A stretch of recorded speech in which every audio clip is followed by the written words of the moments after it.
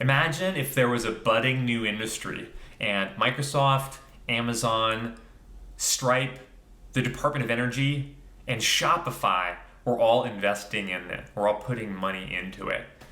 That would be the birth of a new industry, and that's exactly what's happening in the carbon removal industry right now.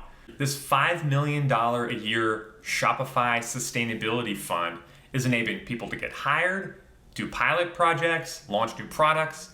All this is money that's going towards figuring out how to pull carbon dioxide from the atmosphere. So I'm going to talk about a little bit about Shopify's program, the specifics, and then kind of what I think about the bigger picture. But first, I want to let you know that AirMiners is hosting a discussion with a bunch of the recipients and Stacy Kwok from Shopify. She's the head of their sustainability fund. So if you come join us on September 30th, noon PST, you can come hear from all these people. You can ask them questions, you can poke at it, you can prod at it, you can double thumbs up it, whatever. Come check it out at conference.airminers.org. It's going to be a good one.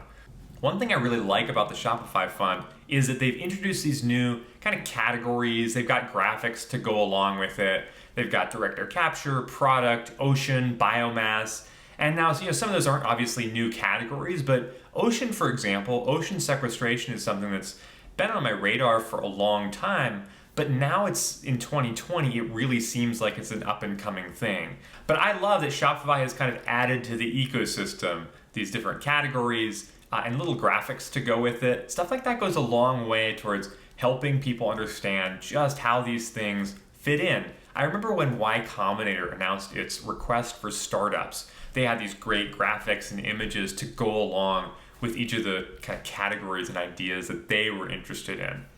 When we launched AirMiners about 3 years ago, we started with these basic categories: capture, sequester, products. Matthew and I were just talking about that the other day. I wonder if these categories are kind of ready for maybe a re-up, for maybe a reinvention. The other thing Shopify did was they divided these investments into permanent and temporary sequestration.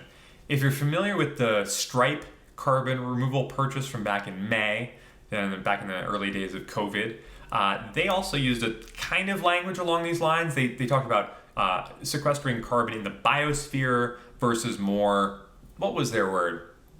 Outside the biosphere.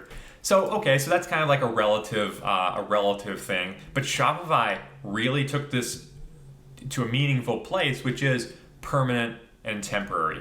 Now, I don't necessarily think that permanent and temporary are like scientific terms, but they do matter.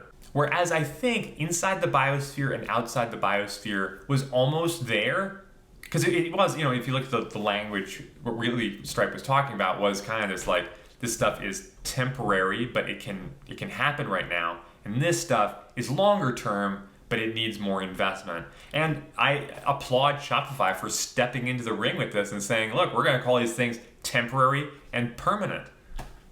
And to take a stand and say we think that the frontier technologies, the things that are getting the most of the money, are the frontier technologies, the things that we think are permanent. Obviously, there's a case to be made about, well, what is temporary, what is permanent? Are we talking about a minute, a year, a decade, a millennia? That's to be determined. But I think that this is a meaningful distinction. It's starting to talk about how long carbon is removed from the system. So big picture, what does this Shopify purchase mean, right? Like you could look at the investment, say $5 million, like Department of Energy just put in $22 million specifically to direct air capture. What I think is most important about this Shopify investment is this aspect of categorization. I think there's a lot of up and coming entrepreneurs who look at the big players right now, the Climeworks, the Carbon Cures, the Carbon Engineerings, and they kind of wonder, is there a place for me? I was talking recently with Tim O'Reilly from O'Reilly Media, and he told me about the 22 immutable laws of marketing. So the first law of marketing is be first. And the second one is, if you can't be first, create a new category. Like I said, I see ocean sequestration as a topic that was kind of on the radar, but not really center stage. And by creating a new category, the companies that Shopify funded, like Planetary Hydrogen, and Shopify itself are saying, hey, look, here's this new category. So my question to all of you is, are you working on a up and coming technology? Does it fit into a category? How might you create a new category? So of course it's great to see direct air capture and biomass getting investments from Shopify, but it's also great to see these new categories called out. Products, ocean, mineralization, collaboration.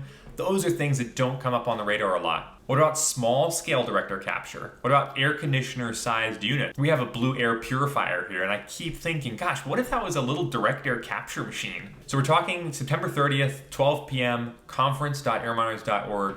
Come check out and ask some questions about this Shopify Sustainability Fund.